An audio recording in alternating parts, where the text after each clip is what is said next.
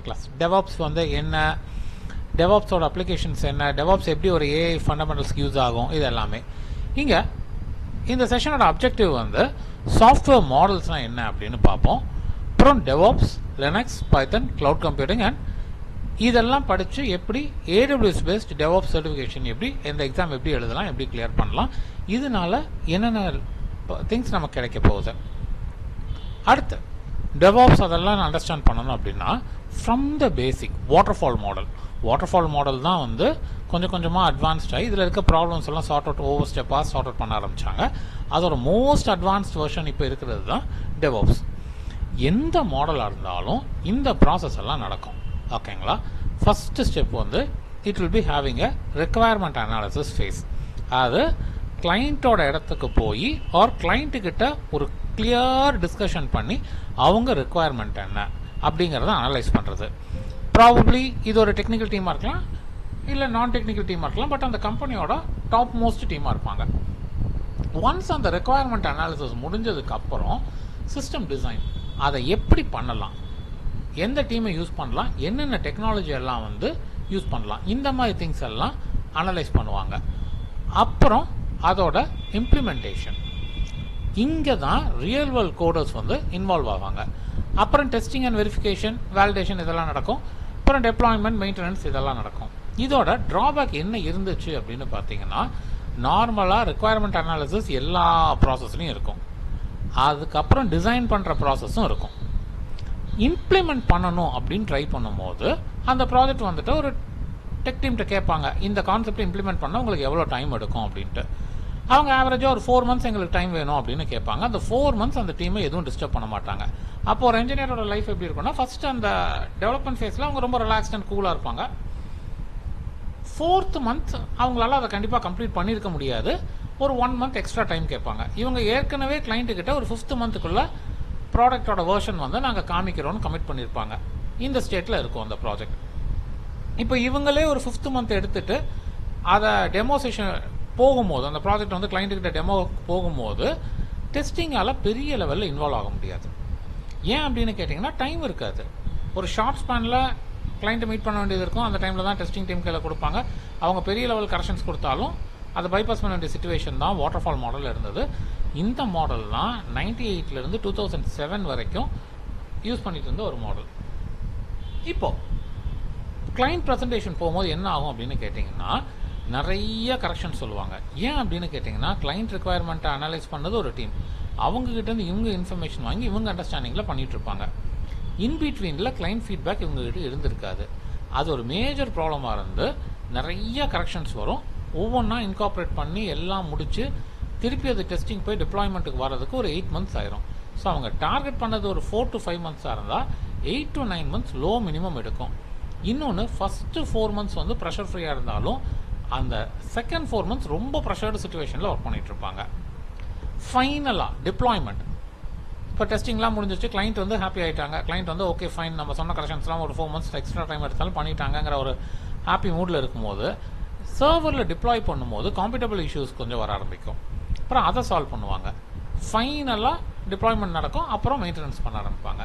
இதுதான் waterfall model. இதில் இவ்வளோ இஷ்யூஸ் இருக்கிறனால கொஞ்சம் கொஞ்சமாக இதை ட்ராப் பண்ண ஆரம்பித்தாங்க. அடுத்தது அஜய். இதுதான் இப்போ இருக்கிற கம்பெனிஸ் எல்லாருமே யூஸ் பண்ணிகிட்டு இருக்காங்க. இங்கேருந்து டெவாப்ஸுக்கு ஏன் புஷ் பண்ணுறாங்க, டெவாப்ஸுக்கு புஷ் பண்ணால் அவங்களுக்கு என்ன அட்வான்டேஜ் கிடைக்கும், அதுதான் பார்க்க போகிறோம். இங்கே சேம் வே ரெக்குவயர்மெண்ட் கேதர் பண்ணுவாங்க, பிளான் பண்ணுவாங்க, டெவலப் பண்ணுவாங்க. ஆனால் டெவலப் பண்ணும்போது என்ன ஒரு திங் இருக்குன்னா, ஒவ்வொரு மாடியூலாக பண்ணுவாங்க. ஸோ 4 months எனக்கு டைம் வேணும் அப்படின்னு டெக் டீம் கேட்குறாங்க அப்படின்னா, ஓகே 4 months எடுத்துக்கோங்க. ஃபஸ்ட்டு 10-15 நாளுக்குள்ளேயோ மாடல் 1 வந்து டெமோ பண்ணுவாங்க. அந்த மாடல் 1 அவங்க முடித்த உடனே அது டெஸ்டிங் டீமுக்கு போயிடும். அவங்க டெஸ்ட் பண்ணுவாங்க. டெஸ்டிங் டீம் அப்ரூவ் பண்ணால் தான் அந்த மாடல் 1 டெமோக்கு போக முடியும். ஏன்னா இப்போ எல்லாத்துக்குமே டைம் இருக்குல்ல. இவங்க மாடல் 1 முடிச்சோன்னே இவங்க மாடல் 2ல் இருப்பாங்க. மாடல் 1 டெஸ்டிங் டீம் டெஸ்ட் பண்ணிட்டு இருப்பாங்க. அது ஓகேவாயிடுச்சுன்னா கிளைண்ட்டுக்கிட்ட மாடியூல் 1 இதுதான் அப்படின்னு காமிச்சிருவாங்க. ஐட்ரேஷன் 1 அப்படிங்கிற மாதிரி கூட எடுத்துக்கலாம். இப்போவுமே கிளைண்ட் வந்து இந்த மாடல் 1ல் என்னென்ன கரெக்ஷன் வேணுமோ அதை சொல்லிடுவாங்க. அப்புறம் மாடல் 2, மாடல் 3, இப்படி ஒவ்வொரு பார்ட்டாக பிரித்து அதை டெமான்ஸ்ட்ரேட் பண்ணுறதுனால என்ன அட்வான்டேஜ் கிடைக்கும்னா, அப்பப்போ அதில் இருக்கிற ப்ராப்ளமும் டெஸ்டிங் டீம் ஐடென்டிஃபை பண்ணிடுவாங்க. கிளைண்ட்டும் அவங்களுக்கு என்ன சேஞ்சஸ் வேணும்னு கேட்டுருவாங்க. ஸோ அவங்க டார்கெட் வந்து ஒரு 4 months 5 months ஃபிக்ஸ் பண்ணியிருந்தாங்கன்னா 5th மந்த்துக்குள்ள அந்த டார்கெட்டை முடிக்க முடியும். அதில் எந்த பிரச்சனையும் இல்லாமல் இருக்கும். ஃபைனல் மாடியூல் வந்ததுக்கப்புறம் மைனர் இஷ்யூஸ் எங்கே வரும் அப்படின்னு பார்த்தீங்கன்னா, டெப்ளாய்மெண்ட் பண்ணும்போது சர்வரில் சம் காம்பேட்டபிள் இஷ்யூஸ் கண்டிப்பாக இருக்கும். அதை ஒரு 5 or 6 days சார்ட் அவுட் பண்ணி கொடுப்பாங்க. அதை மோஸ்ட் ப்ராப்ளி சர்வர்லேயே சார்ட் அவுட் பண்ணிடலாம். சம்டைம்ஸ் கோடர்ஸ்ட் வந்து கொஞ்சம் சப்போர்ட் கேட்பாங்க. இந்த மாதிரி இருக்கும். இது வந்து மோஸ்ட் ப்ரொடக்டிவ் மாடல். இப்போ இருக்கிற எல்லா கம்பெனிஸும் கிட்டத்தட்ட யூஸ் பண்ணிட்டு இருக்காங்க. கொஞ்சம் கொஞ்சமாக டெவாப்ஸ்க்கு மைக்ரேட் பார்க்க ஆரம்பிக்கிறாங்க. டெவாப்ஸ் வந்து இந்த மாடலை விடவே கொஞ்சம் அட்வான்டேஜ் நல்லாவே இருக்கும். ஓகேங்களா? ஸோ இந்த பிக்சர் இதுதான் வந்து டெவாப்ஸுக்கு எல்லா பக்கமும் யூஸ் பண்ணுற ஒரு திங். இன்ஃபைனைட் மாதிரி கொடுத்துருப்பாங்க. என்ன அப்படின்னு பார்த்தீங்கன்னா, ஒரு கோடர் பிளான் பில்ட் டெஸ்ட் ஒரு பக்கம் டெவலப்பர் சைடில் போயிட்டுருக்கோம். இதெல்லாம் அவங்க ஒர்க்கு. அதே நேரத்தில் ஆப்ரேஷன்ஸ் டீம் வந்து டிப்ளாய் பண்ணுறது, மானிட்டர் பண்ணுறது, அதை ஆப்ரேட் பண்ணுறத பண்ணுவாங்க. அதாவது எல்லா ஒர்க்கும் பேரலாக இந்த லூப் மாதிரி ஒரே நேரத்தில் நடந்துகிட்ருக்கோம். எப்படி பண்ணுவாங்க அப்படின்னு பார்த்தீங்கன்னா, இப்போது அதில் வந்து மாடியூல் பை மாடியூலாக வந்து காமிக்க ஆரம்பித்தாங்க. இப்போ டே 1 இன்றைக்கி ஒரு பர்டிகுலர் கோடர் வந்து அவரோட ஒர்க்கை ஸ்டார்ட் பண்ணுறாரு 9 o'clock. 6 o'clock அவர் ஒர்க்கை முடிக்கும் போது அவரோட ஒர்க்கை வந்து கிட்டில் லோட் பண்ணிடுவாங்க. கிட்டை ஒரு டெவாப்ஸ் இன்ஜினியர் வந்து ஒரு பைப்லைன் மூலமாக ஜென்கின்ஸோட கனெக்ட் பண்ணியிருப்பாங்க. ஜென்கின்ஸோட சேம் வே பைப்லைன் கான்செப்ட் மூலமாக டெஸ்டிங்கான கோட்ஸும் இருக்கும். அது ஆட்டோமேட்டிக்காக 6 மணிக்கு அவங்க கிட்டில் லோட் பண்ணிட்டு இதுதான் என்னோட மாடல் அப்படிங்கிறாங்கன்னா 10 நிமிஷத்தில் அதோட ரிப்போர்ட் அவங்க மெயிலுக்கு வந்துடும், அதை டெஸ்ட் பண்ணி. ஸோ அன்னன்னைக்கு அவர் என்ன பண்ணியிருக்காரு அப்படிங்கிறது ஒரு பக்கம் பேக்கப் ஆகும், ஒரு பக்கம் டெஸ்ட்டும் பண்ணுவாங்க. இந்த டெஸ்டிங் ஓகே அப்படின்னா அடுத்த ½ an hourக்குள்ளேயே அவங்க ஒரு க்ளவுடில் போய் அதை டெப்ளாய் பண்ணி இன்னைக்கு பண்ண கோட் டெப்ளாய்மெண்ட் ஆகுதா அப்படிங்கிறது கூட வேணும்னா செக் பண்ணிக்கலாம். ஓகேங்களா? அது ஒரு ரெகுலர் ப்ராசஸில் இருந்தாட்டியும் அப்பப்போவே டெப்ளாய்மெண்ட் இஷ்யூவும் அங்கேயே சால்வ் ஆயிரும். ஸோ எவ்ரி டே அந்த கோடரோட அவுட்புட் வந்து மானிட்டர் ஆகும். ஓகேங்களா? இதுக்கு இப்போ இந்த அளவுக்கு எஃபெக்டிவாக ஒர்க் பண்ணணும். ஆப்வியஸ்லி இப்போ எல்லாம் வந்து ஏஐ நம்ம யூஸ் பண்ண ஆரம்பிக்கிறோம்.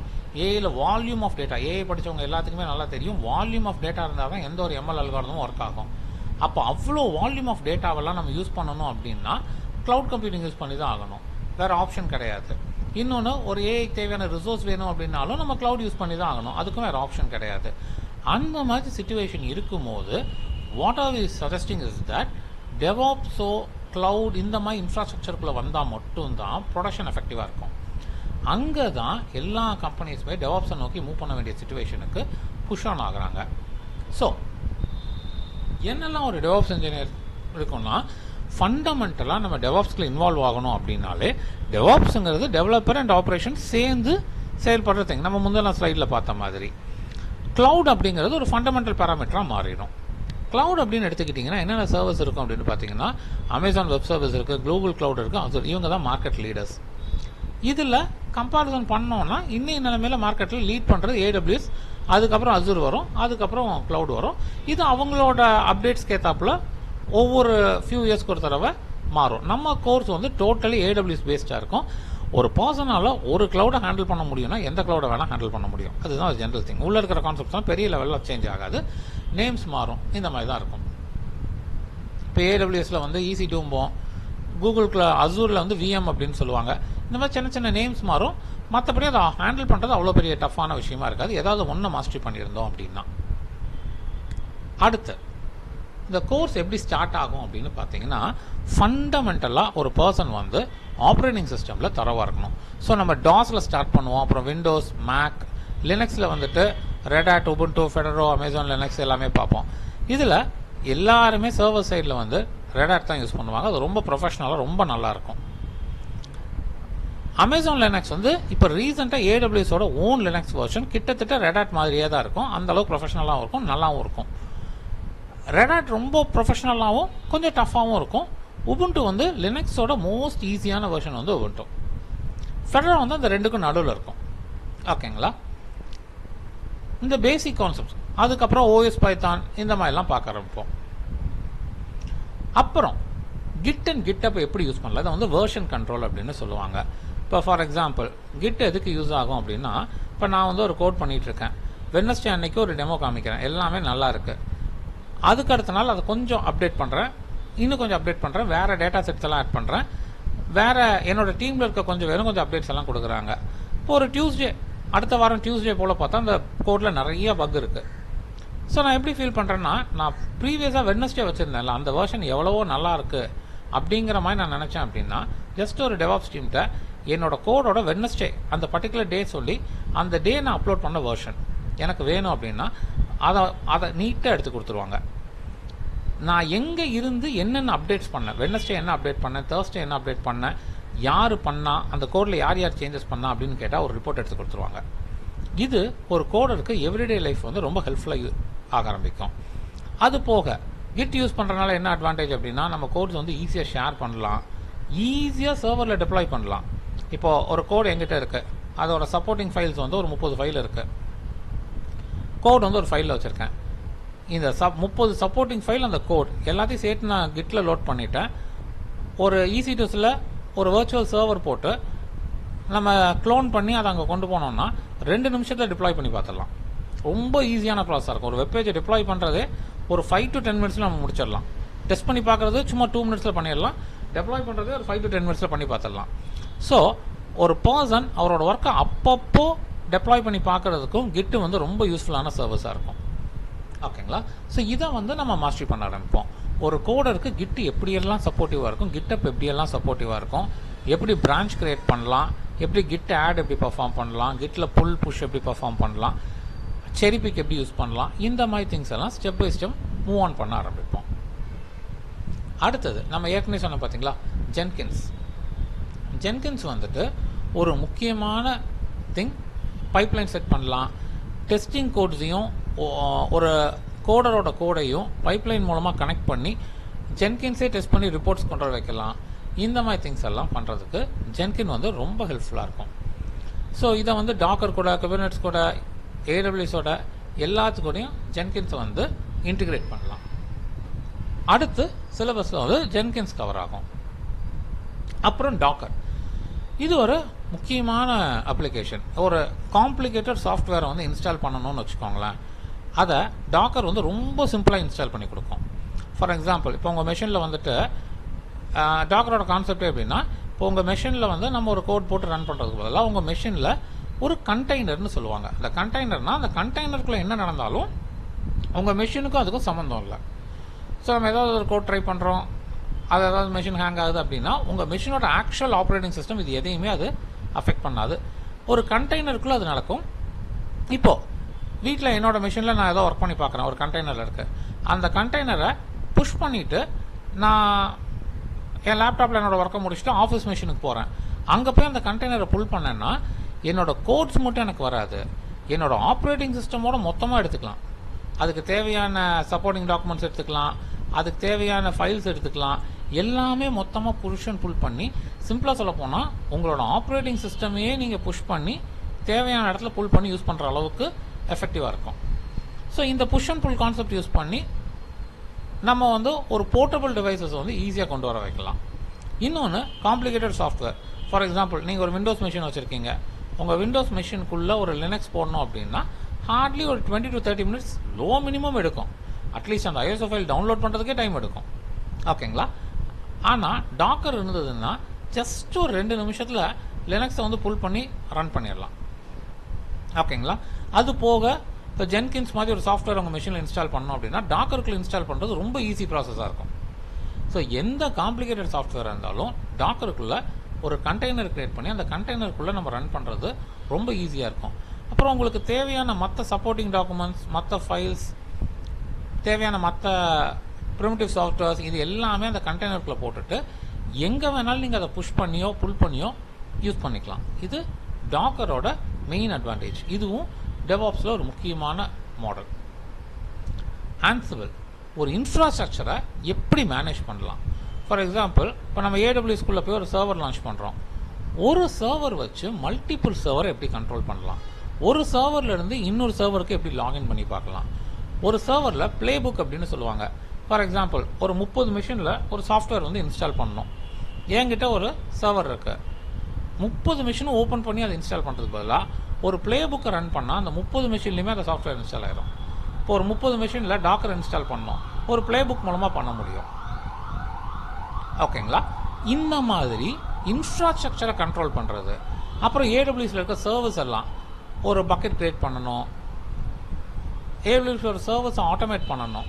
சும்மா ஒவ்வொரு தடவும் மேனுவலாக போய் பண்ணுறதுக்கு பதிலாக ஒரு ப்ளே புக் மூலமாக பண்ணணும் அப்படின்னாலும் இந்த மாதிரி சர்வீஸ் எல்லாம் ஒர்க் பண்ணணும் அப்படின்னா அன்சிபிள்.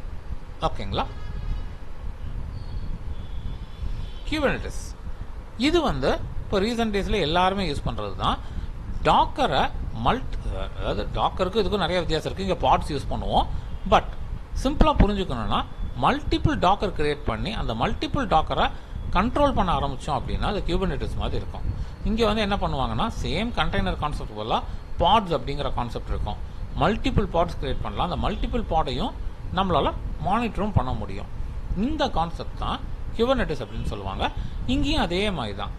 உள்ளே ஒரு கண்டெய்னருக்கு பதிலாக ஒரு பாடு கிரியேட் பண்ணுவோம். அந்த பாடுக்குள்ளே உங்களுக்கு தேவையானதெல்லாம் நம்ம வச்சுக்கலாம். அதுக்கேற்றாப்புல ஒர்க் பண்ணலாம். ஸோ இது வரைக்கும் நீங்கள் படிச்சிட்டீங்க, இந்த நாலேஜ் உங்களுக்கு கிடைச்சிருச்சு அப்படின்னா ஏடபிள்யூஎஸ் ஆன்லைனில் ஒரு எக்ஸாம் எடுப்பாங்க. DOP C12 AWS Certified DevOps Engineer. இந்த எக்ஸாமுக்கு எழுதுறதுக்கு you will be having the all required knowledge. நீங்கள் இந்த எக்ஸாம் அப்பியர் ஆகலாம். You can try and get a certification. இந்த சர்டிஃபிகேஷன் வாங்குற வரைக்கும் 1-to-1 guidance will be given. So இந்த எக்ஸாம் AWS போர்ட்டலில் இருக்கும். இந்த டைப்பில் இருக்கும். அது ஒரு 3 hours ஆன்லைன் எக்ஸாம். ஸோ 1000 மார்க்ஸ்க்கு எல்லாமே 1 mark கொஷின்ஸ் தான் இருக்கும். 750 நம்ம எடுத்துட்டோம் அப்படின்னா we will be certified. இந்த மாதிரி இருக்கும்.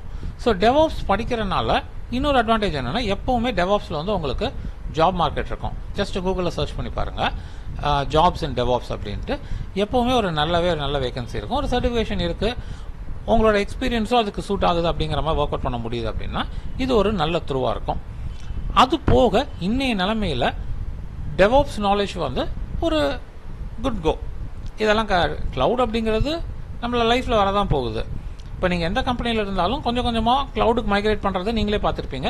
ப்ளஸ் உங்களோட கோட்ஸ் எல்லாம் நீங்கள் DevOpsக்குள்ளே போய் பண்ணுங்கன்னு சொல்கிறதும் பார்த்துருப்பீங்க. இல்லை ஒரு டாக்கர் கிரியேட் பண்ணி பண்ணுறதை பார்த்துருப்பீங்க. இந்த ஸ்கில்ஸ் நீங்கள் மாஸ்டரி பண்ணிக்கணும் அப்படின்னு நினச்சிங்கன்னா just think about this particular course. Thank you. வேறு ஏதாவது டவுட்ஸ் இருந்தால் எனக்கு வாட்ஸ்அப் பண்ணுங்கள்.